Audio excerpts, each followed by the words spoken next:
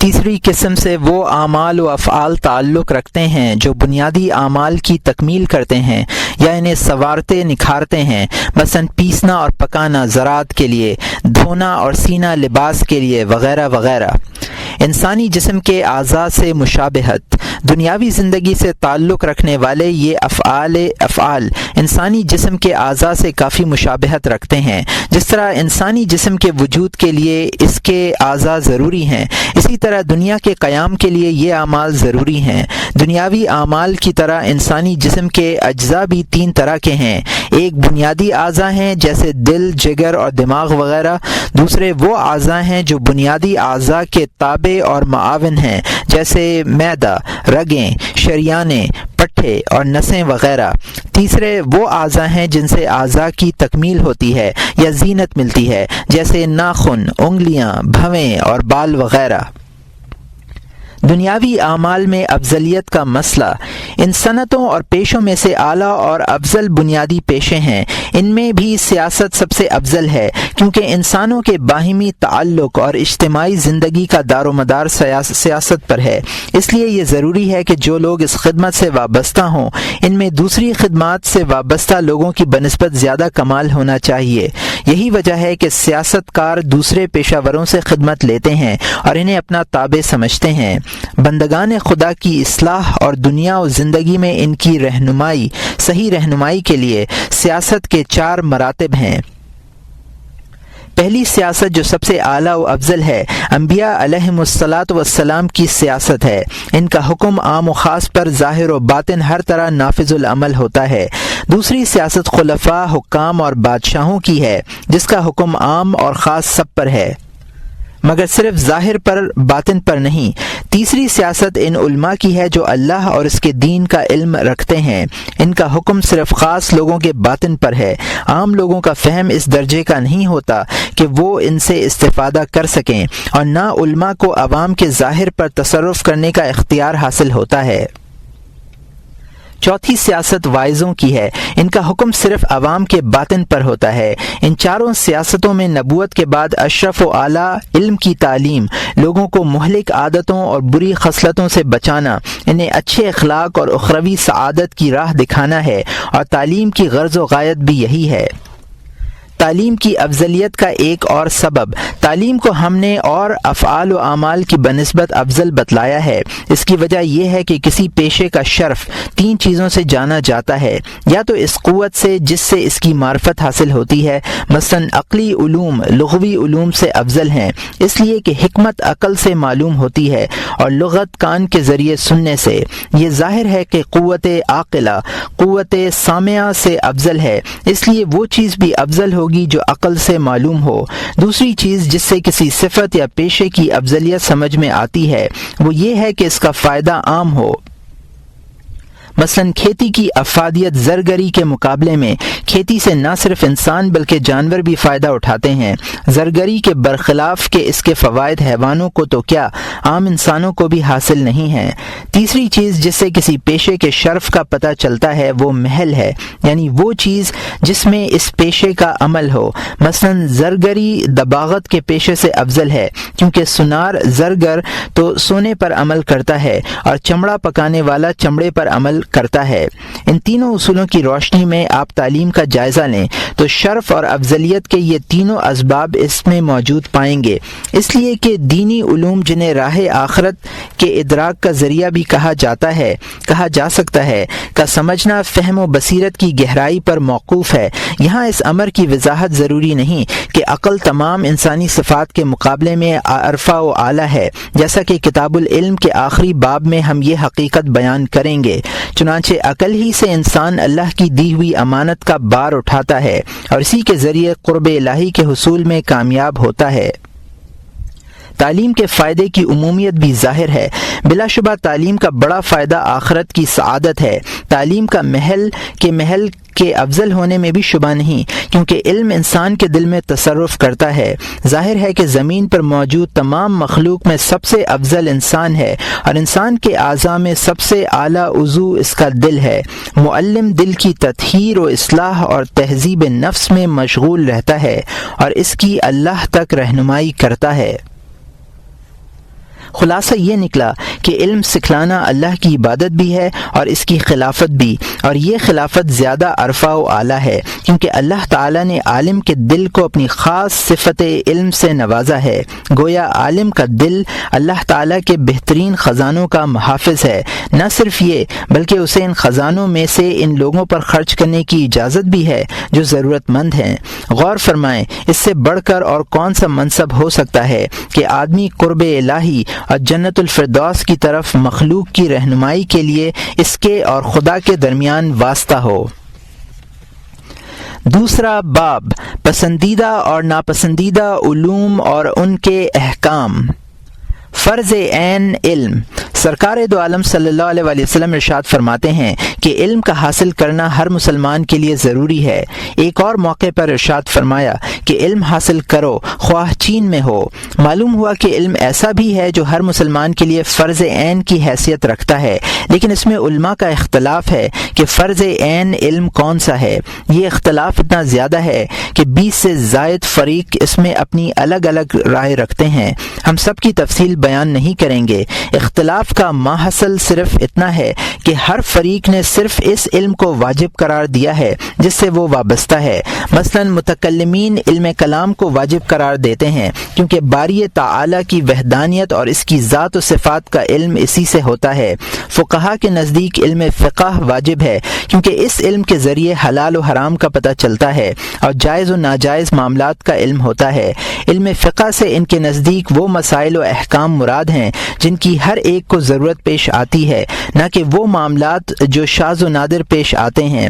مفسرین اور محدثین کے خیال میں وہ علم کتاب اللہ اور سنت رسول اللہ صلی اللہ علیہ وسلم کا علم ہے کیونکہ باقی تمام علوم انہی دو کے پرتو ہیں۔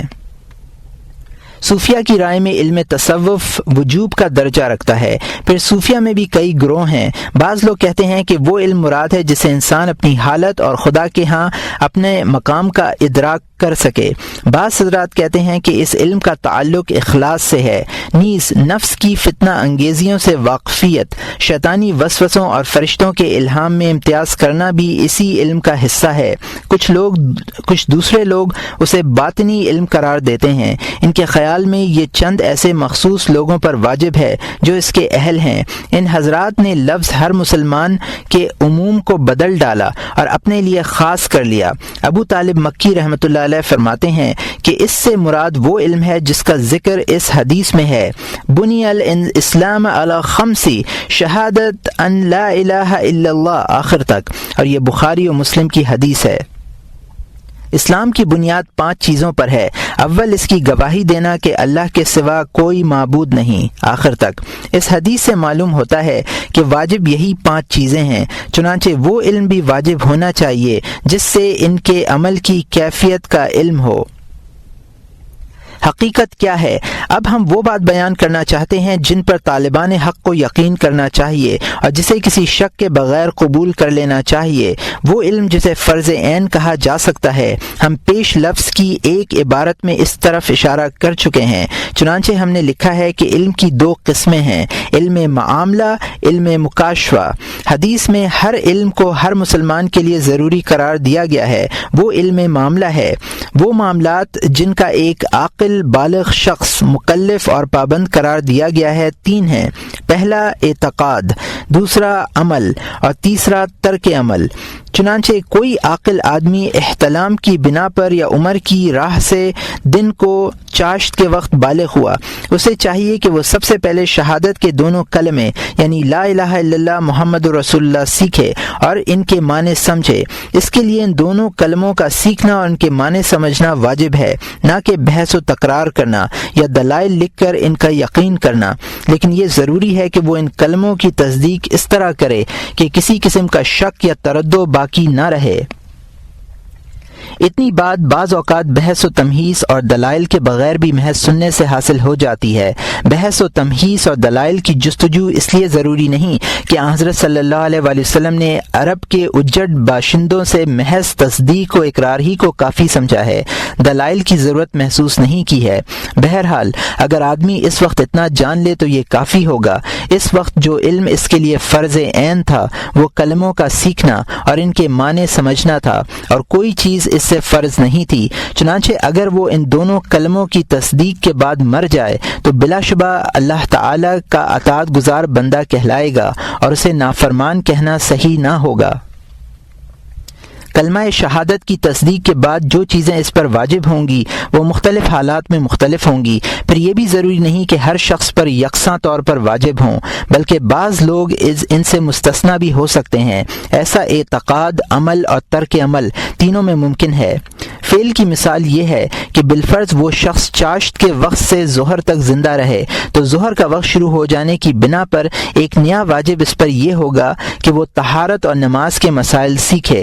پھر اگر وہ شخص بلوغ کے وقت تندرست ہو اور یہ خیال ہو کہ اگر اس نے طہارت اور نماز کے مسائل زوال کے بعد سیکھنا شروع کیے تو عین وقت تک سب کچھ سیکھ کر عمل نہ کر سکے گا، بلکہ سیکھنے میں مشغول رہا تو نماز کا وقت گزر جائے گا۔ ایسے شخص کے لیے کہا جا سکتا ہے کہ وہ وقت سے پہلے ہی طہارت و نماز کے مسائل سیکھ لے۔ یہ بھی کہا جا سکتا ہے کہ وہ علم جو عمل کے لیے شرط ہے عمل کے واجب ہونے کے بعد واجب ہوگا، اس لیے قبل از وقت سیکھنا ضروری نہیں ہے۔ یہی حال باقی نمازوں کا ہے۔ پھر اگر وہ شخص رمضان تک زندہ رہا تو روزے کے مسائل کا علم حاصل کرنا ایک نیا واجب ہوگا، لیکن یہ جاننا کہ روزے کا وقت صبح صادق سے لے کر غروب آفتاب تک ہے، روزے میں نیت ضروری ہے۔ روزے دار کے لیے یہ بھی ضروری ہے کہ وہ مذکورہ وقت میں کھانے پینے اور جمع کرنے سے باز رہے۔ یہ عمل روزہ عید کا چاند دیکھنے یا دو گواہوں کی گواہی دینے تک باقی رہتا ہے۔ اس کے بعد اگر وہ شخص صاحب نصاب ہو جائے یا بلوغ کے وقت ہی اس کے پاس اتنا مال تھا جس پر زکوٰۃ واجب ہو سکتی ہے تو اس کے لیے یہ معلوم کرنا ضروری ہوگا کہ زکوٰۃ کی واجب مقدار کیا ہے، مگر یہ اسلام لانے کے وقت ضروری نہیں ہوگا، بلکہ بحالت اسلام مال پر 1 سال گزر جانے کے بعد ضروری ہوگا۔ فرض کیجئے اس کے پاس صرف ایک اونٹ ہیں، دوسرے جانور نہیں ہیں، تو اس کے پاس صرف اونٹ ہیں، دوسرے جانور نہیں ہیں، تو اسے اونٹ کی زکوٰۃ کے مسائل معلوم کرنے ہوں گے۔ اسی طرح مال کی دوسری قسموں میں یہ مفروضہ قائم کر لیجئے۔ اب اگر حج کے مہینے شروع ہوتے ہیں تو اس کے لیے ضروری نہیں کہ وہ فوراً حج کے مسائل سیکھنا شروع کر دے، کیونکہ حج عمر میں 1 مرتبہ فرض ہوتا ہے اور کسی وقت بھی ادا کیا جا سکتا ہے، تو اس کا علم بھی فوری طور پر واجب نہیں ہوتا، لیکن علماء اسلام کو اسے یہ بتلانا چاہیے کہ حج عمر میں 1 مرتبہ اس شخص پر فرض ہے جسے زاد راہ اور سواری میسر ہو۔ یہ بتلانا اس لیے ضروری ہے تاکہ وہ احتیاط کے طور پر حج کرنے میں جلدی کرے۔ حج کے صرف ارکان اور واجبات کا علم ضروری ہوگا، نفلی اعمال کا نہیں، اس لیے کہ جو چیز نفل ہے اس کا سیکھنا بھی نفل ہے، اسے فرض عین نہیں کہا جا سکتا۔ رہی یہ بات کہ حج فرض ہونے کے بعد اس وقت اسے آگاہ نہ کرنا حرام ہے، یہ مسئلہ فقہ سے تعلق رکھتا ہے۔ اس پوری تفصیل کا حاصل یہ ہے کہ ان افعال کا علم حاصل کرنا جو فرض عین ہیں بیک وقت ضروری نہیں ہے، بلکہ اس میں تدریج کی گنجائش ہے۔ اب ترک فعل کی تفصیل سنیے۔ فعل کی طرح ترک فعل کا معلوم کرنا بھی حالات پر موقوف ہے اور ہر آدمی کا حال دوسرے سے مختلف ہوتا ہے۔ مثلا گونگے پر واجب نہیں کہ وہ حرام گفتگو کا علم حاصل کرے، نہ اندھے کے لیے یہ ضروری ہے کہ وہ ناجائز نظر کے مسائل سیکھے۔ اس طرح جنگل کے باشندوں کے لیے ان مکانات کا جاننا ضروری نہیں ہے جہاں بیٹھنا حرام ہے۔ خلاصہ یہ کہ اگر معلوم ہو کہ اسے ان چیزوں کی ضرورت نہیں پڑے گی تو ان کا سیکھنا اس پر واجب نہیں ہے، بلکہ جن امور میں وہ مبتلا ہو ان کی برائی سے آگاہ کر دینا ضروری ہے۔ مثلا اسلام لانے کے وقت وہ ریشم کے کپڑے پہنے ہوئے ہے یا غضب کی زمین پر بیٹھا ہوا ہے یا غیر محرم کی طرف دیکھ رہا ہے تو اسے بتلا دینا چاہیے کہ یہ امور جائز نہیں ہیں، یا وہ شخص اس وقت کسی امر حرام کا مرتکب نہیں ہے لیکن خیال ہے کہ وہ کسی بھی وقت ناجائز فعل کا مرتکب ہو سکتا ہے تو اسے آگاہ کر دینا بھی واجب ہے۔ مثلا اس شہر میں جہاں وہ رہتا ہے شراب پینے اور سور کا گوشت کھانے کا رواج ہے تو اسے بتلا دینا چاہیے کہ یہ دونوں فعل حرام ہیں، ان کا ترک کرنا واجب ہے۔ جہاں تک اعتقادیات کا تعلق ہے ان کا علم بھی پیش آنے والے حالات اور خیالات پر موقوف ہے۔ مثال کے طور پر اس کے دل میں کلمہ شہادت کی معنی میں شک پیدا ہو تو اس کے لیے ضروری ہے کہ وہ علم حاصل کرے جس سے وہ شک دور ہو، لیکن اگر کسی قسم کا شک واقع نہ ہو اور یہ اعتقاد کرنے سے پہلے مر جائے کہ اللہ کا کلام قدیم ہے، وہ قابل رویت ہے، وہ حادث نہیں ہے، تو اس پر علماء کا اتفاق ہے کہ اس کی موت اسلام پر ہوئی ہے۔ یہ شکوک و شبہات جو مزید چیزوں کے اعتقاد کا سبب بنتے ہیں، کبھی محض طبیعت کا رد عمل ہوتے ہیں اور کبھی شہر کے لوگوں سے بات چیت کرنے سے پیدا ہوتے ہیں۔ اگر وہ شخص کسی ایسے شہر میں رہتا ہو جہاں کے لوگ مبتدعانہ خیالات پر زیادہ گفتگو کرتے ہوں تو اسے ابتدائے اسلام ہی میں حق سکھلا کر بدعت سے محفوظ کر دینا چاہیے تاکہ اس کے دل میں باطل کو جگہ نہ ملے۔ اگر ایسا ہوا تو اس کے قلب کی تطہیر میں دشواری پیش آ سکتی ہے۔ ایسے ہی اگر کوئی نو مسلم تاجر ہو اور ایسے شہر میں مقیم ہو جہاں سودی کاروبار ہوتا ہے تو اس کے لیے ضروری ہے کہ وہ سود کی حرمت کے متعلق علم حاصل کرے۔ اب تک جو گفتگو کی گئی ہے اس کا ماحصل یہ ہے کہ علم واجب کی کیفیت کا جاننا فرض عین ہے۔ جو شخص واجب عمل اور وجوب کے وقت سے واقف ہو جائے اس کے متعلق کہا جائے گا کہ اس نے فرض عین کا علم حاصل کر لیا ہے۔ حضرات صوفیاء کرام کا فرمانا بھی صحیح ہے کہ فرض عین سے وہ علم مراد ہے جو شیطانی وسوسوں اور ملکوتی الہام میں امتیاز نہ کر سکے، لیکن یہ اس شخص کے حق میں ہے جو اس کے در پہ ہو، کیونکہ عموماً انسان شر، ریا اور حسد کے عوامل اور دوائی سے خالی نہیں ہوتا۔ اس لیے ضروری ہے کہ وہ تیسری جلد مہلکات سے وہ باتیں معلوم کرے جن کی اسے ضرورت ہے۔ ان باتوں کا جاننا کیسے واجب نہ ہوگا؟ اس لیے کہ نبی کریم صلی اللہ علیہ وسلم نے ارشاد فرمایا، ثلاث مہلکات شح مطاع ہوا متبع و اعجاب المرء بنفسی۔ یہ مسند بازار، طبرانی اور بیہقی کی حدیث ہے۔ تین چیزیں ہلاک کرنے والی ہیں، وہ بخل جس کی اطاعت کی جائے، وہ خواہش جس کا اتباع کیا جائے، اور خود پسندی۔ اس طرح کے مذموم و ناپسندیدہ عادتوں سے بہت کم لوگ بچتے ہیں۔ کبر، عجب اور اس طرح کی دوسری صفات جن کا تذکرہ ہم کریں گے انہی تین مہلکات کے تابع ہیں۔ ان کا دور کرنا، اپنے دل کو ان سے پاک کرنا فرض عین ہے، اور اس وقت تک ان گندی صفات سے قلب کی تطہیر ممکن نہیں جب تک ان بری خصلتوں کی تعریف، ان کی علامات، اسباب اور ازالے کے طریقے معلوم نہ ہوں۔ اس لیے کہ کبھی ایسا ہوتا ہے کہ آدمی برائی میں نادانستہ طور پر مبتلا ہو جاتا ہے۔ برائی کا علاج یہ ہے کہ پہلے ہر سبب اور اس کے مخالف میں باہمی موازنہ کیا جائے، اور یہ اسی وقت ممکن ہے جب برائیوں کے ساتھ ساتھ ان کے اسباب و عوامل کا علم بھی ہو۔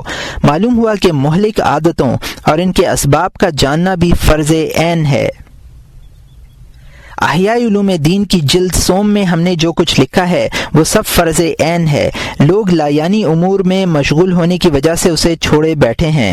اگر نو مسلم شخص کسی اور مذہب سے منحرف ہو کر مشرف با اسلام ہوا ہو تو اسے جلد سے جلد جنت، دوزخ، بعث بعد الموت اور قیامت جیسے عقائد کی تعلیم بھی دینی چاہیے تاکہ وہ ان پر ایمان لائے اور ان کی تصدیق کرے۔ یہ عقائد بھی گویا کلمہ شہادت کے معنی کی تکمیل کرتے ہیں، اس لیے کہ جب وہ حضرت صلی اللہ علیہ وسلم کی رسالت پر ایمان لا چکا ہے تو اس حقیقت پر بھی ایمان لائے جو حضرت صلی اللہ علیہ وسلم نے لوگوں تک پہنچائی ہے، یعنی یہ بات کہ جو اللہ اور رسول کی اطاعت کرے اس کے لیے جنت ہے، اور جو ان دونوں کی نافرمانی کرے اس کا ٹھکانہ جہنم ہے۔ فرض عین علم میں اس تدریجی عمل کی تفصیل سامنے آ چکی ہے۔ اس سے واضح ہو گیا ہے کہ حق بات یہی ہے۔ نیز یہ بات بھی محقق ہو چکی ہے کہ ہر شخص کو دن رات کے کسی بھی حصے میں عبادت یا معاملات کے سلسلے میں کوئی نئی بات پیش آ سکتی ہے۔ اس صورت میں اس کے لیے پیش آمدہ واقعے کے بارے میں علماء سے استفسار اور استصواب کرنا ضروری ہے۔ اسی طرح اس امر کے سیکھنے میں بھی جلدی کرنی چاہیے جو بھی پیش نہیں آیا لیکن مستقبل قریب میں پیش آ سکتا ہے۔ وہ علم جو فرض کفایہ ہے، سب سے پہلے یہ وضاحت ضروری ہے کہ جب تک علوم و فنون کی قسمیں بیان نہ کی جائیں اس وقت تک فرض اور غیر فرض میں امتیاز نہیں کیا جا سکتا۔ وہ علوم جن کی فرضیت یا عدم فرضیت کی بحث پیش نظر ہے وہ دو طرح کے ہیں، شرعی اور غیر شرعی۔ شرعی علوم سے ہم وہ علوم مراد لیتے ہیں جو انبیاء علیہم السلام کے ذریعے ہم تک پہنچے۔ عقل، تجربے یا سماعت کا ان میں کوئی دخل نہیں ہے۔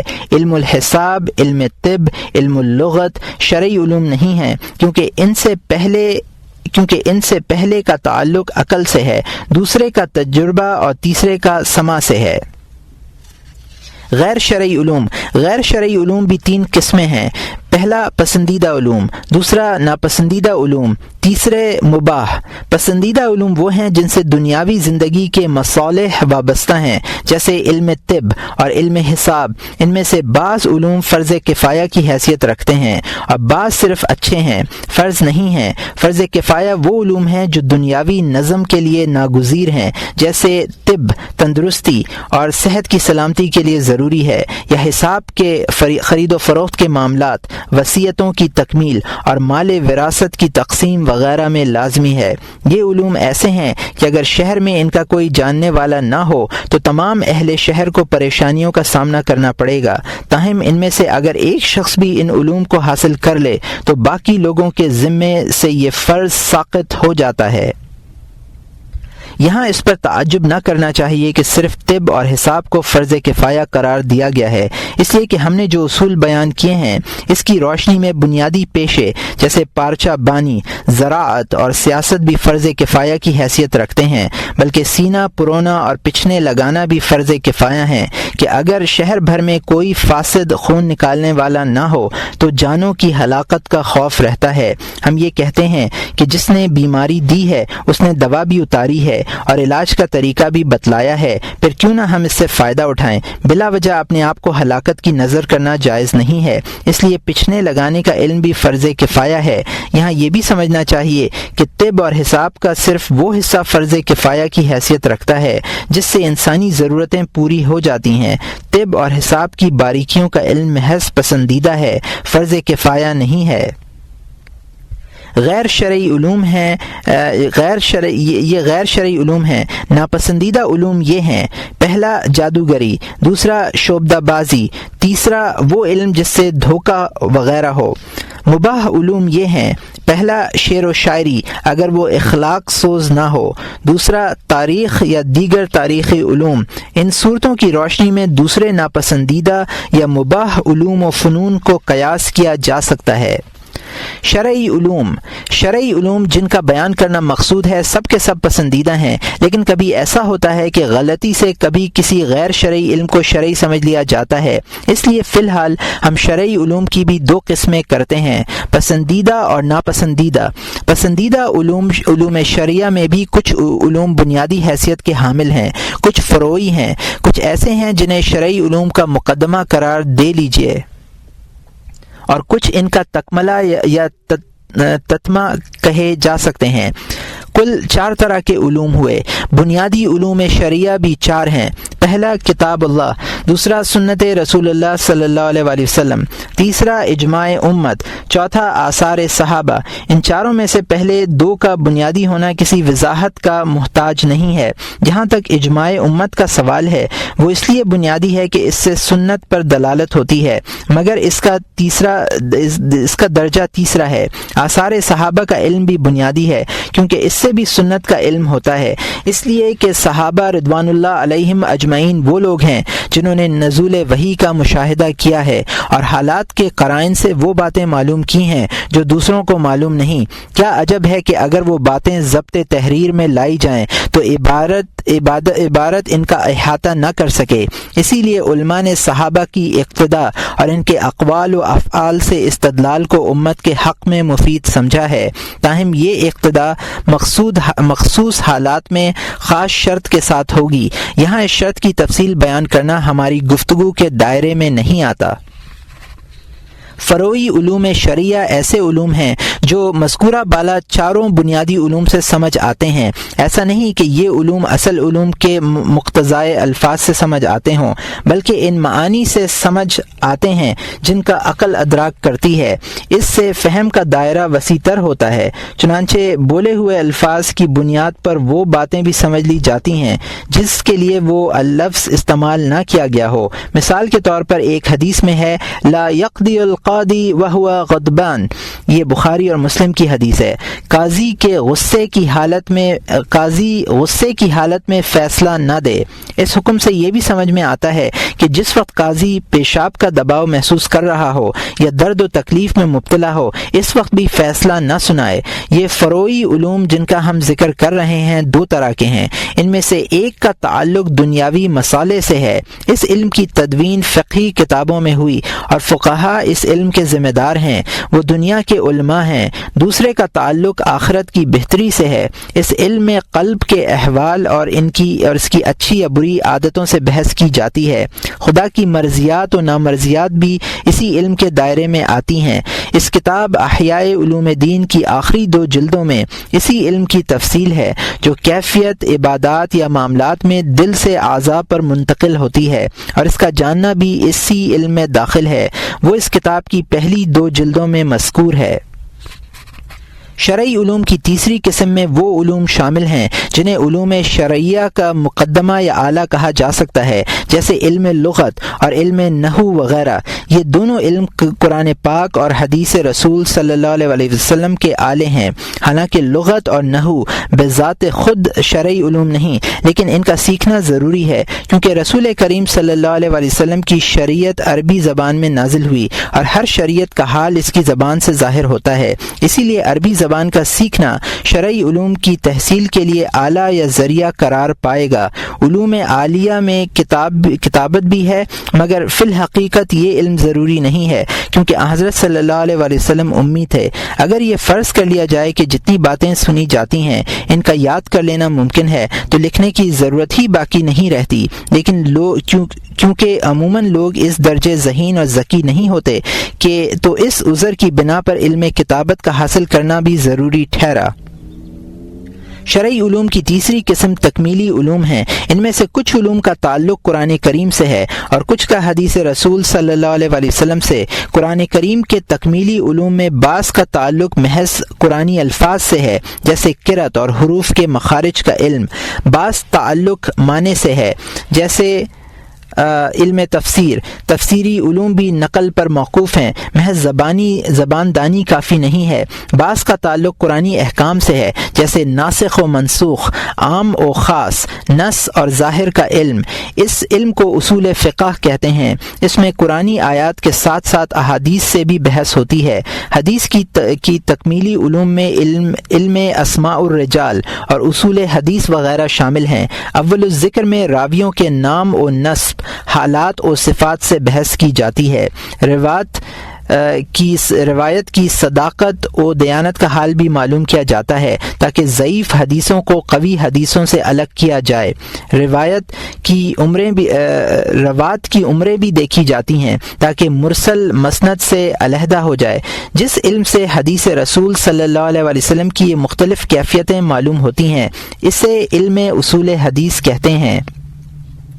علوم شرعیہ کی ان 4 قسموں میں جو علوم مذکور ہوئے ہیں وہ سب پسندیدہ ہیں، بلکہ فرض کفایہ کی حیثیت رکھتے ہیں۔ فقیہ علماء دنیا ہیں۔ یہ اعتراض کیا جا سکتا ہے کہ ہم نے فقہ کو علم دنیا اور فقہا کو علم دنیا کہا ہے، حالانکہ فقہ بھی شرعی علم ہے۔ اس اعتبار سے فقہ کو علم دین اور فقہا کو علماء دین کہنا چاہیے۔ اس اعتراض کا جواب ذرا تفصیل طلب ہے۔ اللہ تعالیٰ نے حضرت آدم علیہ السلام کو مٹی سے پیدا کیا، پھر ان کی اولاد کو چھنی ہوئی مٹی اور چھلتے ہوئے پانی یعنی منی سے باپ کی صلب سے ماں کے رحم میں منتقل کیا، رحم مادر سے دنیا میں بھیجا، دنیا سے قبر میں، قبر سے میدان حشر میں، اور پھر جنت میں یا دوزخ میں اسے ڈالا جائے گا۔ گویا یہ انسان کا نقطۂ آغاز، اس کی انتہا اور درمیانی منازل ہیں۔ اللہ تعالیٰ نے دنیا کو آخرت کے لیے زاد راہ بنایا ہے تاکہ انسان وہ تمام چیزیں توشہ کر لے جنہیں توشہ کیا جا سکتا ہے۔ چنانچہ اگر انسان صحیح طور پر دنیا کی زندگی پوری کرے تو تمام جھگڑے اور قضیے ختم ہو جائیں اور فقہا کی ضرورت باقی نہ رہے۔ مگر انسان خود کو متعین کردہ حدود سے تجاوز کرتا ہے، اسی لیے جھگڑے پیدا ہوتے ہیں، اور جھگڑوں میں قضیوں کو نپٹانے کے لیے ایک سلطان یعنی حاکم کی ضرورت پیش آتی ہے تاکہ وہ لوگوں کو قابو میں رکھے۔ حاکم کو اس عمل میں ایک قانون کی ضرورت ہوتی ہے، اسی قانون کو فقہ کہتے ہیں۔ چنانچہ فقیہ قانون سیاست کا ماہر ہوتا ہے اور ان طریقوں سے واقف ہوتا ہے جن سے وہ مخلوق کے جھگڑے ختم کر سکے۔ غرض یہ ہے کہ فقیہ سلطان کو وہ راہ دکھاتا ہے جس پر چل کر وہ مخلوق کو قابو میں رکھ سکے اور انہیں پریشان نہ ہونے دے، تاکہ ان کی راستی اور استقامت سے ان کے دنیاوی امور بخوبی تکمیل پاتے رہیں۔ ہاں، اس میں بھی شبہ نہیں کہ فقہ کا تعلق دین سے بھی ہے، لیکن براہ راست دین سے تعلق نہیں ہے بلکہ دنیا کے واسطے سے ہے، اس لیے کہ دنیا آخرت کی کھیتی ہے۔ دنیا کے بغیر دین کی تکمیل نہیں ہوتی ہے۔ دنیا اور دین دونوں جڑواں ہیں، البتہ دین اصل ہے، بادشاہ یا حاکم نگہبان ہیں۔ چنانچہ جس عمارت کی جڑ یا بنیاد نہ ہو وہ منہدم ہو جاتی ہے، اور جس گھر کا کوئی نگہبان نہ ہو اس کے ضائع ہونے کا خطرہ رہتا ہے۔ یہی نگہبان نظم چلاتا ہے۔ نظم چلانے اور جھگڑوں کے فیصلہ کرنے میں جس قانون کی ضرورت پڑتی ہے اسے فقہ کہتے ہیں۔ ہم پہلے بتلا چکے ہیں کہ علم سیاست کا شمار دینی علوم میں نہیں ہوتا بلکہ ان علوم میں داخل ہے جن سے دین کی تکمیل میں مدد ملتی ہے۔ اس طرح یہ بھی بتلایا جا چکا ہے کہ بنیادی پیشوں میں سیاست کا درجہ چوتھا ہے، اس لیے کہ فقہ کو بھی براہ راست دینی علوم میں شمار نہیں کر سکتے، کیونکہ فقہ سیاست کا معاون علم ہے۔ ہمارے اس بیان پر اس مثال کی روشنی میں غور کیجیے کہ حج ایسے کسی آدمی کی رہنمائی کے بغیر مکمل نہیں ہوتا جو راہ میں عرب بدوؤں سے بچا سکے، لیکن کیا اس رہنمائی اور حفاظت کو حج کہا جائے گا؟ ہرگز نہیں۔ حج اور چیز ہے، حج کی راہ میں چلنا اور چیز ہے۔ راستے میں اپنی حفاظت کرنا، حفاظت کے طریقوں، تدابیروں اور قوانین کی معرفت بالکل الگ چیز ہے۔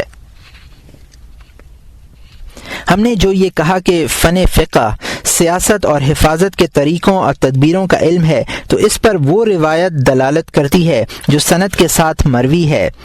لا یفتن الناس الا ثلاثہ، امیر او مامور او متکلف، اور یہ ابن ماجہ کی حدیث ہے۔ فتویٰ نہیں دیتے لوگوں کو مگر تین شخص، امیر یا مامور یا متکلف۔ اس حدیث میں امیر سے مراد امام ہے کہ پہلے امام ہی مفتی ہوا کرتے تھے۔ امور سے مراد امام ہے، مامور سے مراد نائب امام ہے، اور متکلف وہ ہے جو نہ امام ہو اور نہ اس کا نائب ہو بلکہ اس عہدے پر بلا ضرورت اور از خود فائز ہوا ہو۔ حالانکہ صحابہ کا دستور یہ تھا کہ وہ فتویٰ دینے سے بہت بچتے تھے، یہاں تک کہ ہر صحابی کسی دوسرے صحابی پر ٹال دیا کرتا تھا۔ البتہ اگر کوئی علم قرآن یا طریق آخرت کے متعلق کچھ پوچھتا تھا تو بتلانے سے گریز نہ فرماتے۔ بعض روایات میں متکلف کی جگہ مرائی کا لفظ بھی ہے جس کے معنی ہے ریاکار، اس لیے کہ وہ شخص جو اس کام کے لیے متعین نہیں کیا گیا منصب افتاء اختیار کرتا ہے تو یہی کہا جائے گا کہ اس کا ارادہ طلب مال اور طلب جاہ کے علاوہ اور کچھ نہیں معلوم ہوتا۔ دوسرے اعتراض کا جواب، اب اگر آپ یہ کہیں کہ یہ تقریر جروح یعنی زخموں کے حدود اور قصاص کے احکامات اور مالی تاوان کے مسائل میں تسلیم کی جا سکتی ہے کیونکہ واقعی یہ سب احکام مسائل دنیا سے تعلق رکھتے ہیں، مگر جن امور پر آپ کی کتاب کی جلدوں میں بحث کی گئی ہے یعنی عبادات، نماز، روزہ وغیرہ اور معاملات، وہ سب خالص دینی امور ہیں اور فقیہ ان امور میں بھی فتویٰ دیتا ہے، پھر اسے کیسے دنیا کا عالم کہا جا سکتا ہے؟ اس اعتراض کا جواب یہ ہے کہ اخروی اعمال میں سے فقیہ جن اعمال کا فتویٰ دیتا ہے وہ زیادہ سے زیادہ تین ہو سکتے ہیں، ایک اسلام، دوسرے نماز، روزہ وغیرہ اور تیسرے حلال حرام، لیکن ان تینوں میں بھی فقیہ کی منتہائے نظر دنیا کے حدود ہیں۔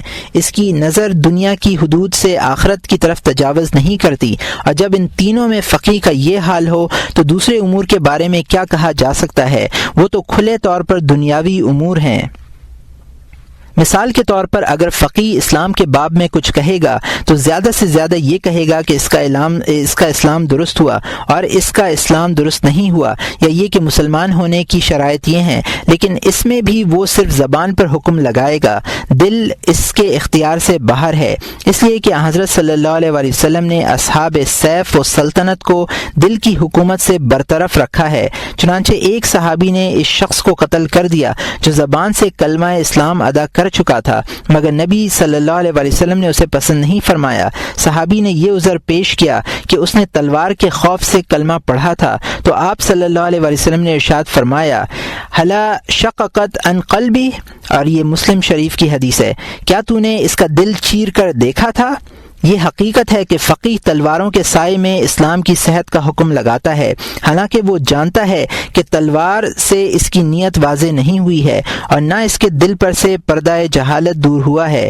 اگرچہ تلوار اس شخص کی گردن پر آویزاں ہے اور ہاتھ اس کے مال تک پہنچا ہی چاہتا ہے، مگر وہ صرف ایک کلمہ کہہ کر اپنی جان اور مال بچا لے جاتا ہے۔ محض اس کلمے کی بدولت جب تک اس کی زندگی ہے کوئی اس کی جان یا مال کی طرف آنکھ اٹھا کر نہیں دیکھ سکتا۔ اسی لیے حضرت صلی اللہ علیہ وآلہ وسلم نے ارشاد فرمایا امرت ان اقاتل الناس حتى يقولوا الا لا اله الا الله فاذا قالوها فقد عصموا مني دماءهم واموالهم۔ یہ بخاری اور مسلم کی حدیث ہے۔ مجھے لوگوں سے قتال کرنے کا حکم دیا گیا ہے یہاں تک کہ وہ لا الہ الا اللہ کہہ دیں، اگر وہ یہ کلمہ پڑھ لیں تو ان کی جانیں اور اموال مجھ سے محفوظ ہیں۔ یہ بخاری اور مسلم کی حدیث ہے۔ اس حدیث میں آپ نے یہ بتلا دیا ہے کہ کلمے کا اثر صرف جان اور مال میں ہوگا، لیکن آخرت میں زبانی اقوال مفید نہیں ہوں گے، بلکہ وہاں دلوں کی روشنی اور اخلاص کام آئے گا، اور جو چیزیں آخرت میں مفید ہوں گی وہ فن فقہ سے متعلق نہیں ہیں۔ اگر فقیہ یہ چیزیں بیان کرے تو ایسے ہی جیسے علم کلام اور طب بیان کرنے لگے۔ اسی طرح اگر کوئی شخص نماز اس کی تمام شرائط کے ساتھ ادا کرے مگر تکبیر اولیٰ کے علاوہ شروع سے آخر تک پوری نماز میں غافل رہے اور کاروباری معاملات میں غور و فکر کرتا رہے تو فقیہ یہی کہے گا کہ اس کی نماز ادا ہو گئی ہے، حالانکہ آخرت میں اس نماز سے کوئی فائدہ نہیں ہوگا۔ جس طرح اسلام کے متعلق صرف زبانی کلمہ پڑھ دینے سے آخرت میں کچھ حاصل نہیں ہوگا، مگر فقیہ وہاں بھی نماز کی صحت کا حکم لگاتا ہے۔ چنانچہ مصلی نے جو کچھ کیا ہے اس سے صیغہ امر کی تعمیل ہو جاتی ہے اور وہ قتل یا تعزیری جرمانوں سے محفوظ رہتا ہے۔ فقیہ خشوع و خضوع اور حضور دل کے در پہ نہیں ہوتا، حالانکہ وہ یہ جانتا ہے کہ خشوع و خضوع اور استحضار قلب سے ظاہری عمل آخرت میں مفید ہوتا ہے۔ اگر وہ اسی طرح کے مسائل پر گفتگو بھی کرے تو اس کا تعلق فقہ سے نہیں ہوگا۔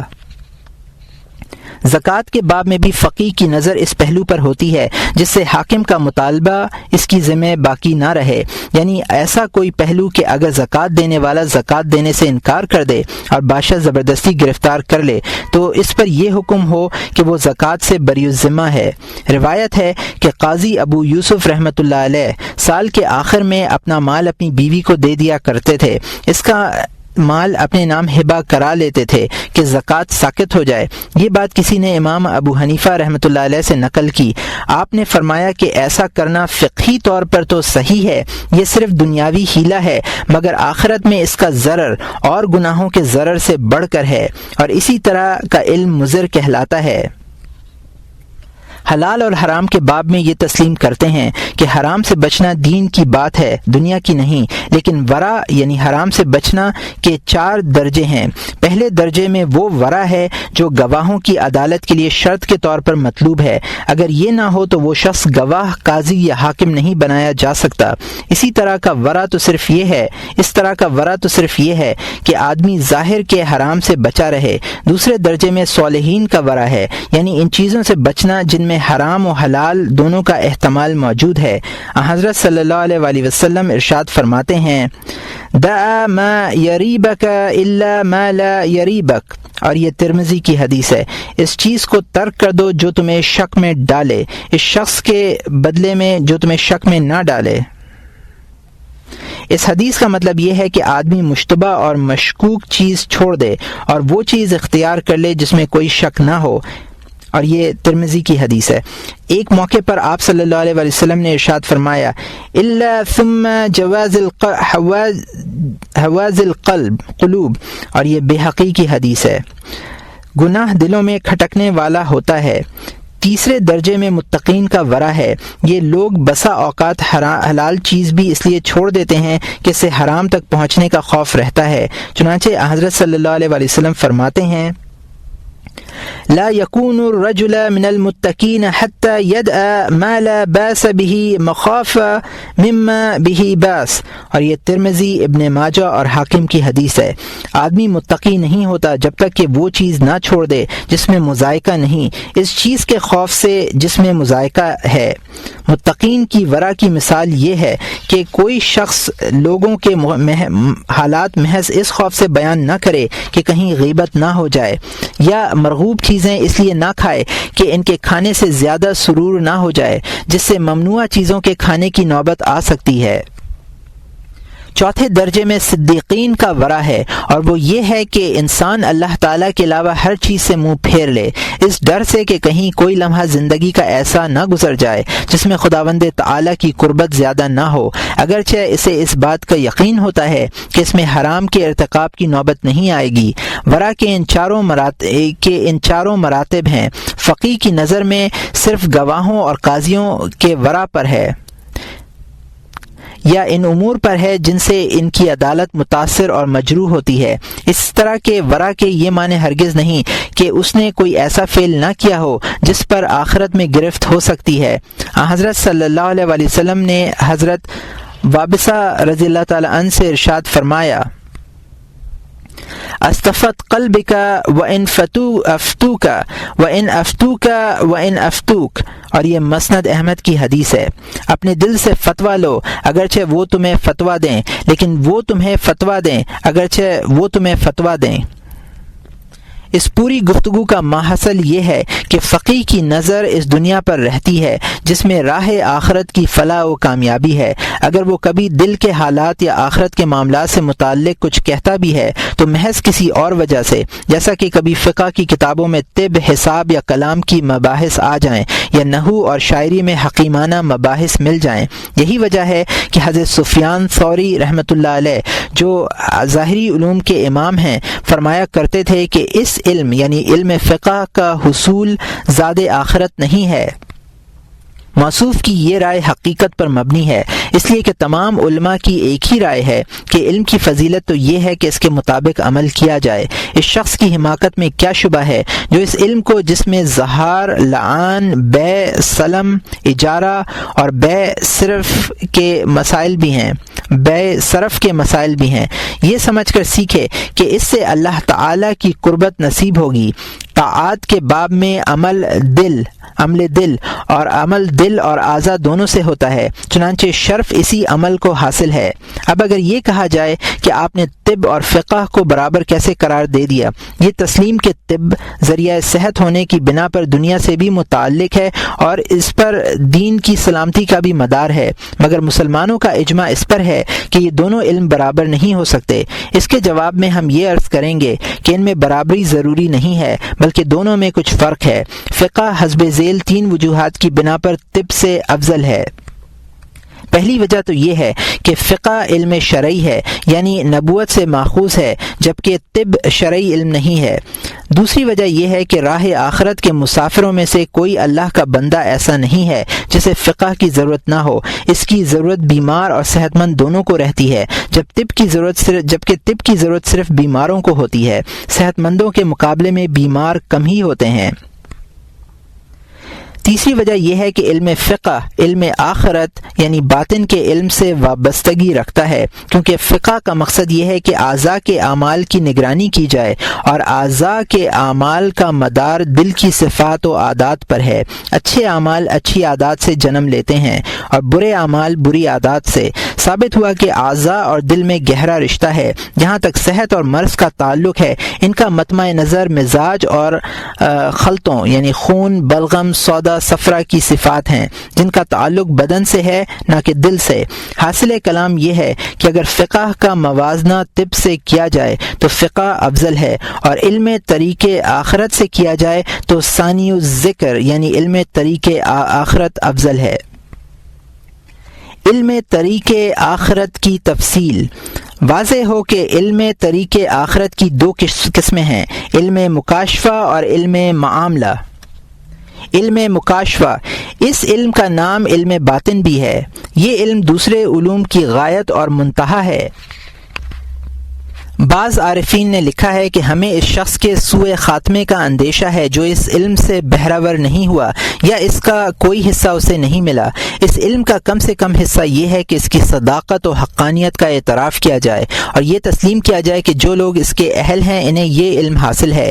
ایک اور صاحب علم کا قول ہے کہ مبتدع اور متکبر کو یہ علم حاصل نہ ہوگا، چاہے اسے دوسرے تمام علوم میں ید طولہ حاصل ہو جائے۔ سب سے ہلکا عذاب اس شخص کے لیے یہی ہے کہ اسے اس علم میں کچھ نہیں ملتا، حالانکہ یہ علم صدیقین اور مقربین کا علم ہے۔ شعر ہے وَأَرْدَى لَمَنْ غَابَ عَنْكَ غِيبًا فَذَاكَ ذَنْبَ أَقَابَ فِيهِ۔ ترجمہ، اس سے خوش رہ جو تیرے پاس سے غائب رہا، اس لیے کہ یہ غائب رہنا گناہ ہے اور عذاب بھی اسی میں ہے۔ علم مکاشفہ ایک نور کا نام ہے۔ جب دل برائیوں سے پاک و صاف ہوتا ہے تو یہ نور ظاہر ہوتا ہے۔ اس نور سے آدمی پر ایسی بہت سی باتیں منکشف ہوتی ہیں جن کا وہ پہلے نام سنا کرتا تھا یا ان کے کچھ مجمل اور غیر واضح معنی وضع کر لیا کرتا تھا، یہاں تک کہ اسے خدائے پاک کی ذات، اس کی دائمی صفات کمال، اس کے افعال، دنیا اور آخرت کی وجہ تخلیق، آخرت کو دنیا پر موقوف کرنے کی حکمت، نبوت اور نبی کے معنی، وحی، ملائکہ اور شیاطین کی حقیقت، انسان سے شیطانی قوتوں کی دشمنی کی کیفیت، انبیاء کے سامنے فرشتوں کی آمد اور نزول وحی کی کیفیت، آسمانوں اور زمین کے ملکوت کی حالت، دل اور اس میں فرشتوں اور شیطانوں کی جنگ کی کیفیت، فرشتے کے الہام و القاء اور شیطان کے وسوسوں کا فرق، آخرت، جنت، دوزخ، عذاب قبر، پل صراط، میزان حساب اور دوسرے بے شمار امور کی صحیح معرفت اسی نور سے حاصل ہوتی ہے۔ اسی نور کی روشنی میں وہ ان دو آیات کے معنی سمجھتا ہے۔ اقرأ کتابک کفی بنفسک اليوم علیک حسیبا، پارہ نمبر 15، رکوع نمبر 2، آیت نمبر 14۔ اپنے نامہ اعمال خود پڑھ لے، آج تو خود اپنا آپ ہی محاسب کافی ہے۔ وَإِنَّ الدَّارَ الْآخِرَةَ لَهِيَ الْحَيْوَانُ لَوْ كَانُوا يَعْلَمُونَ، پارہ نمبر 21، رکوع نمبر 3، آیت نمبر 64۔ اور اصل زندگی عالم آخرت ہے، اگر ان کو اس کا علم ہوتا تو ایسا نہ کرتے۔ خدائے پاک کی لقاء اور اس کی ذات کریم کو دیکھنے کے معنی، اس کی قربت، اس کے پڑوس میں رہنے، ملائے اعلیٰ اور ملائکہ کی قربت کا شرف حاصل ہونے کا مفہوم بھی اسی نور سے منکشف ہوگا۔ جنت میں رہنے والوں کے درجات میں اس قدر فرق ہوگا کہ وہ ایک دوسرے کو اس طرح دیکھیں گے جیسے ہم آسمان میں چمکتے ستارے دیکھتے ہیں۔ اس فرق کے معنی کیا ہیں؟ اس سوال کا جواب بھی اسی نور کی روشنی میں ملے گا، اور ان جیسے لاتعداد مسائل ایسے ہیں جن کی لوگ تصدیق کرتے ہیں اور ان پر ایمان لاتے ہیں، لیکن ان کی حقیقت کے بیان میں اختلاف رائے رکھتے ہیں۔ بعض علماء کا خیال ہے کہ یہ سب مثالیں ہیں۔ اللہ نے اپنے نیک بندوں کے لیے جو چیزیں تیار کی ہیں وہ ایسی ہیں کہ نہ انہیں کسی آنکھ نے دیکھا، نہ کانوں نے سنا، اور نہ کسی کے دل میں ان کا تصور ہی پیدا ہوا۔ یہ صرف نام ہیں یا اوصاف جو مخلوق کو سمجھانے کے لیے بیان کیے گئے ہیں۔ بعض لوگوں کا خیال ہے کہ ان میں سے بعض چیزیں تو مثالیں ہیں اور بعض چیزیں حقیقت میں بھی وہی ہیں جو اپنے ناموں سے سمجھ آتی ہیں۔ بعض علماء کے خیال میں خدا کی معرفت کا منتہا یہ ہے کہ آدمی اس کی معرفت سے اپنے آپ کو عاجز سمجھے۔ بعض حضرات اللہ تعالیٰ کی معرفت کے متعلق کچھ بڑھا چڑھا کر حقائق پیش کرتے ہیں۔ بعض لوگ یہ کہتے ہیں کہ اللہ تعالیٰ کی معرفت کی انتہا وہ ہے جس کا عام لوگ اعتقاد رکھیں، یعنی یہ اعتقاد کہ اللہ موجود ہے، جاننے والا، قدرت والا، سننے والا، دیکھنے والا اور کلام کرنے والا ہے۔ بس یہی اعتقاد خدا کی معرفت ہے۔ علم مکاشفہ سے ہم وہی علم مراد لے رہے ہیں جس کی مدد سے یہ امور منکشف ہو جائیں اور حق واضح ہو جائے، اتنا واضح ہو جائے گویا آنکھوں سے مشاہدہ کیا جا رہا ہو، شک و شبے کی گنجائش ہی باقی نہ رہے۔ انسان کے جوہر میں ایسا ہونا ممکن ہے، لیکن یہ اس وقت ہے جب کہ اس کے آئینہ خانہ دل پر دنیاوی آلائشوں کی زنگ کی تہیں نہ جمی ہوئی ہوں۔ علم طریق آخرت سے ہم یہی مراد لیتے ہیں جس سے یہ معلوم ہو کہ آئینہ دل سے ان آلائشوں کا زنگ اس طرح صقل کیا جاتا ہے جو اللہ تعالیٰ کی ذات، صفات اور افعال کی معرفت کی راہ میں رکاوٹ ہے۔ دل کا آئینہ اس وقت صاف شفاف ہو سکتا ہے جب انسان شہوتوں سے باز رہے اور ہر معاملے میں انبیاء علیہ السلام کی اتباع کرے۔ اس تدبیر سے جس قدر اس کا دل روشن اور صاف ہوتا جائے گا، اسی اعتبار سے امر حق اس پر واضح ہوتا رہے گا اور حقائق روشن ہوتے رہیں گے، مگر اس عمل کے لیے بھی ریاضت اور تعلیم ضروری ہے۔ اس ریاضت کی تفصیل ہم کسی اور موقع پر بیان کریں گے۔ یہ وہ علم ہے جو کتابوں میں نہیں لکھا جاتا۔ جس شخص کو اللہ تعالیٰ اس علم کا کچھ حصہ عطا کر دیتا ہے وہ اس کا ذکر دوسروں سے نہیں کرتا، البتہ ان سے ضرور کر دیتا ہے جو اس کے اہل ہوں، وہ اس کے شریک راز ہوتے ہیں۔ یہ وہی علم باطن ہے جو حضرت صلی اللہ علیہ وآلہ وسلم کے اس ارشاد گرامی کی مراد ہے، ان من العلم کہیئۃ المکنون لا یعلمہ الا اہل المعرفۃ باللہ تعالی فاذا انتقوا به لم یجہلہ الا اہل الاخترار باللہ تعالی فلا تحقر وعالم آتاہ اللہ تعالی علما منہ فإن اللہ عز وجل لم يحقر اذا آتاہ ایاہ۔ ابو عبد الرحمن سلمی فی 40 کی حدیث ہے۔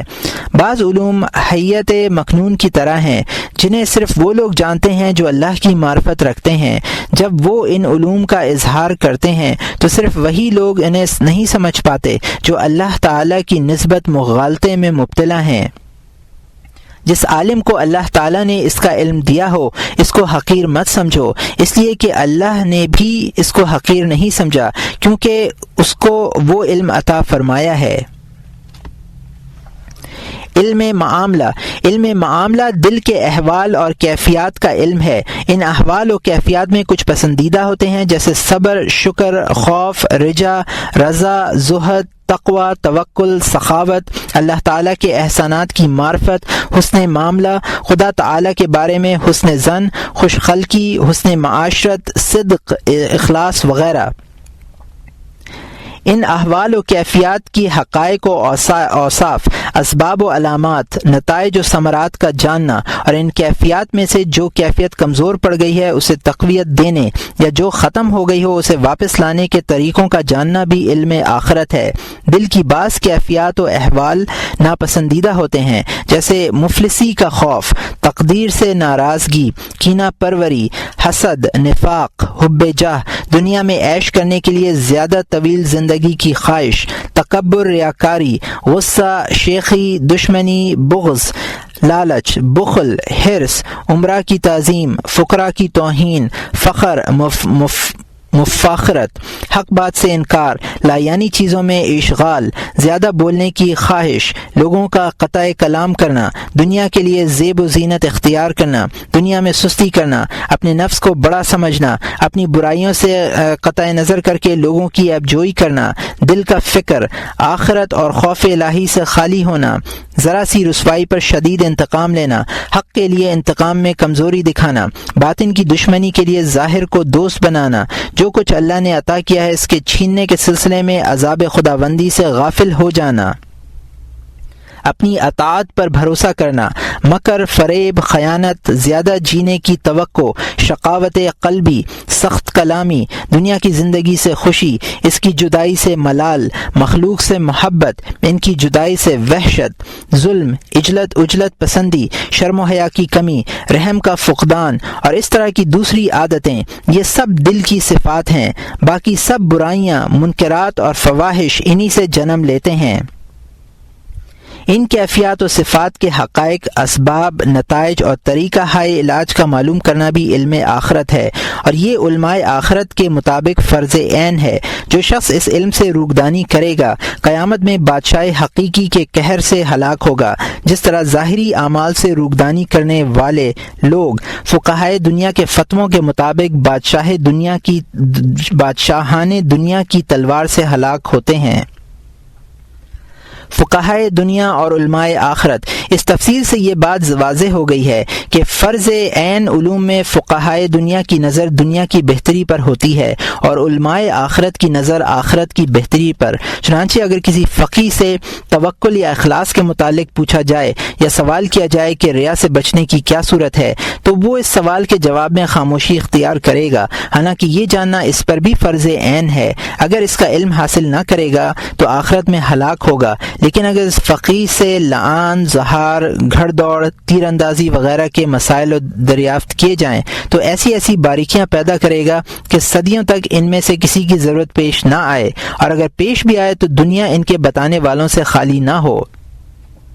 فقیہ بلا وجہ ان فروعی مسائل میں دن رات الجھا ہوا ہے اور مشقت اٹھا رہا ہے، اور جو علم اس کے لیے ضروری ہے اس سے غافل ہے۔ اگر کوئی بطور اعتراض کچھ کہتا بھی ہے تو اس کا جواب ہوتا ہے کہ میں اس علم میں اس لیے مشغول ہوں کہ یہ علم دین ہے اور یہ فرض کفایہ کی حیثیت رکھتا ہے۔ خود بھی اس کے دھوکے میں آ کر فقہ سیکھتا ہے اور دوسروں کو بھی دھوکہ دیتا ہے۔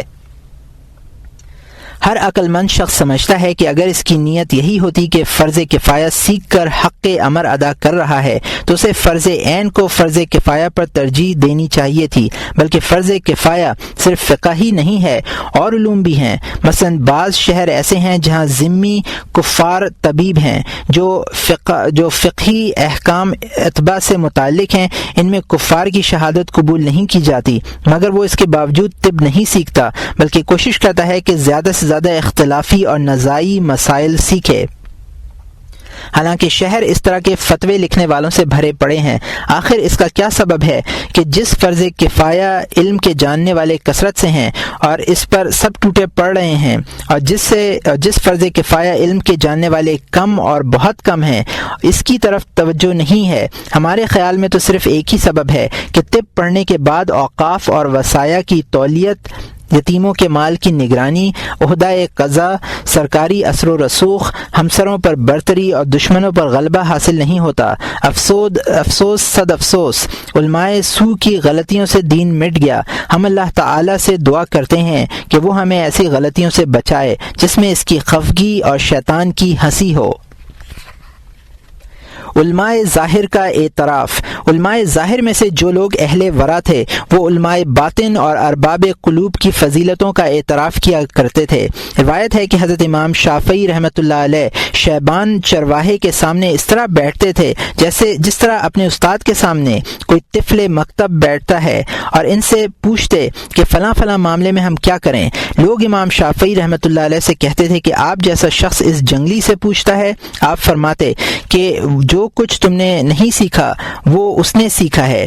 امام احمد ابن حنبل رحمۃ اللہ علیہ اور یحییٰ ابن معین رحمۃ اللہ علیہ حضرت معروف کرخی رحمۃ اللہ علیہ کے پاس آیا جایا کرتے تھے اور پوچھا کرتے تھے کہ ہم کیا کریں، کیسے کریں، حالانکہ علم ظاہر میں ان کا دونوں سے کوئی مقابلہ نہ تھا۔ حضرت صلی اللہ علیہ وسلم سے صحابہ رضوان اللہ علیہم اجمعین نے عرض کیا، کیف نفعل اذا جاءنا امر لم نجده في کتاب ولا سنہ فقال صلی اللہ علیہ وسلم صلوا الصالحین واجعلوه شورى بینہم۔ اور یہ طبرانی کی حدیث ہے، یا رسول اللہ اگر کوئی ایسا معاملہ پیش آئے جس کا حل کتاب و سنت میں نہ ہو تو ہم کیا کریں؟ آپ صلی اللہ علیہ وسلم نے فرمایا صالحین سے معلوم کرو اور اس معاملے کو ان کے مشورے پر موقوف کر دو۔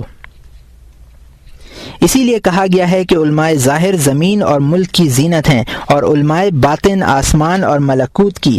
حضرت جنید بغدادی رحمۃ اللہ علیہ فرماتے ہیں کہ مجھ سے ایک روز میرے مرشد شیخ سری رحمۃ اللہ علیہ نے پوچھا کہ میرے پاس سے اٹھ کر تم کس کی مجلس میں بیٹھتے ہو؟ میں نے عرض کیا محاسبی رحمۃ اللہ علیہ کی مجلس میں۔ فرمایا بہت خوب، ان کا علم اور ادب حاصل کرنا اور علم کلام اور متکلمین کا جو رد وہ کرتے ہیں اسے مت سیکھنا۔ جب میں واپس جانے لگا فرمایا اللہ تجھے صاحب حدیث صوفی بنائے، صوفی صاحب حدیث نہ بنائے۔ اس دعا میں اس حقیقت کی طرف اشارہ مقصود ہے کہ جو شخص علم حاصل کر کے صوفی بنتا ہے وہ فلاح پاتا ہے، اور جو علم سے پہلے صوفی بنتا ہے اپنے آپ کو خطرے میں ڈالتا ہے۔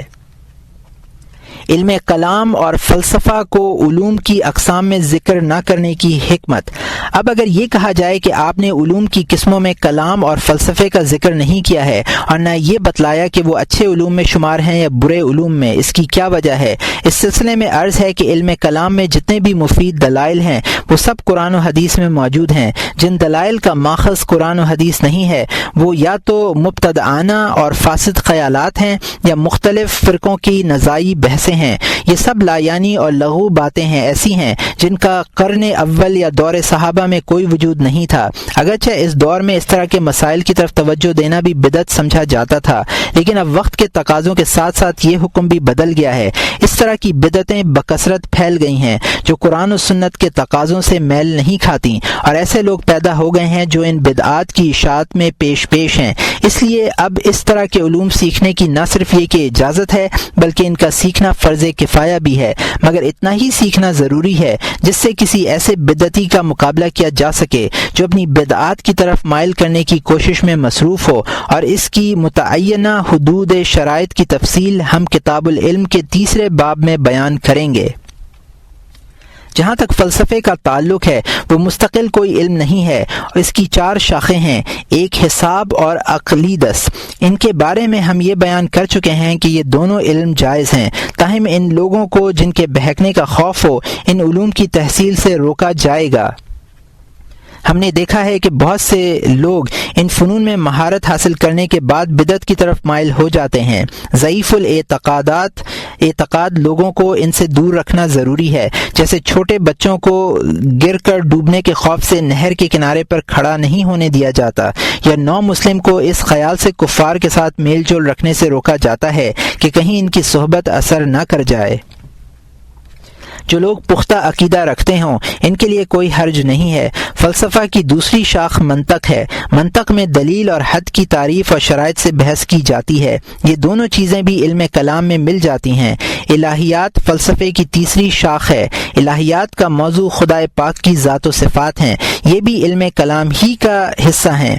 فلاسفہ نے اس سلسلے میں کوئی نیا علم ایجاد نہیں کیا، بلکہ ان کے خیالات متکلمین کے خیالات سے جداگانہ ہیں۔ ان میں سے بعض خیالات کفر ہیں، بعض بدعتیں۔ جس طرح اعتزال ایک الگ علم نہیں بلکہ متکلمین ہی میں سے کچھ لوگوں نے اپنے باطل مذاہب الگ کر لیے ہیں، اس پر فلاسفے کو قیاس کر لیجئے۔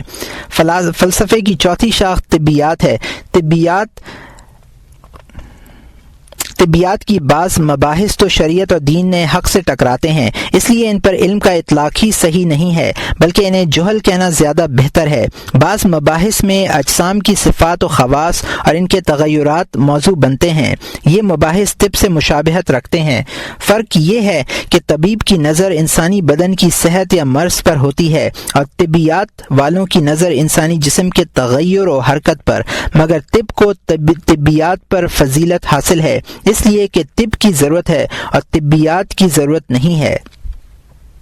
علم کلام کی حیثیت۔ اس پوری گفتگو کا خلاصہ یہ نکلا کہ علم کلام ان علوم میں سے ہے جن کا سیکھنا فرض کفایہ ہے، تاکہ عوام کے قلوب مبتدعانہ عقائد خیالات سے محفوظ رہیں۔ علم کلام بدعتوں کے پیدا ہونے کی وجہ سے واجب ہوا، جس طرح حج کے راستوں میں بدوؤں کے مظالم اور رہزنی کے واقعات کی بنا پر کسی رہنما کی رہنمائی کی ضرورت ہوئی۔ عرب بدو اگر اپنی ان حرکتوں سے باز آ جائیں تو یہ ضرورت ختم ہو جاتی ہے۔ اس طرح اگر بدعتی بھی اپنی یاوہ گوئی ترک کر دیں تو پھر علم کلام کی بھی صرف اس قدر ضرورت رہے جتنی دور صحابہ میں تھی۔ جو لوگ علم کلام کی تعلیم اور تعلم میں مشغول ہیں انہیں اس علم کی حدود ضرور جان لینی چاہیے۔ متکلم کا درجہ دین میں ایسا ہے جیسے حج کے راستے میں محافظ کی حیثیت، چنانچہ اگر محافظ صرف حاجیوں کی حفاظت کرے اور کچھ نہ کرے تو اسے حاجی نہیں کہا جائے گا، بلکہ حاجی صرف اسے کہیں گے جو حج کے اعمال ادا کرے۔ اسی طرح اگر متکلم بھی محض مبتدئین کے ساتھ مناظروں میں مشغول رہے اور طریق آخرت طے نہ کرے گا یا اپنے دل کی اصلاح میں مشغول نہ ہوگا تو اسے دین کے عالموں میں شمار نہیں کیا جائے گا۔ اس کے پاس صرف اس عقیدے کے سوا جس میں سب لوگ شریک ہیں اور کیا ہے، محض عقیدہ تو کافی نہیں ہے، اس کا تعلق تو اعمال ظاہری، دل اور زبان تینوں سے ہے۔ تاہم متکلم اس لحاظ سے عوام سے ممتاز ہے کہ وہ اہل بدعت کے خلاف مقابلہ آرا ہے، عوام کا محافظ ہے، لیکن خدا تعالی کی ذات و صفات کی معرفت یا ان امور کا علم جن کا ذکر ہم نے علم مکاشفہ میں کیا ہے علم کلام سے حاصل نہیں ہوتا، بلکہ کیا عجب ہے کہ یہ علم ان کے لیے حجاب اور رکاوٹ ہو۔ ان امور کا ادراک مجاہدے سے ہوتا ہے جسے اللہ تعالیٰ نے ہدایت کا مقدمہ قرار دیا ہے۔ ارشاد فرمایا والذین جاہدوا فینا لنہدینہم سبلنا وان اللہ لمع المحسنین، پارہ نمبر 21 رکوع نمبر 3 آیت نمبر 69۔ اور جو لوگ ہماری راہ میں مشقتیں برداشت کرتے ہیں ہم ان کو اپنے راستے ضرور دکھائیں گے، اور بے شک اللہ خلوص والوں کے ساتھ ہے۔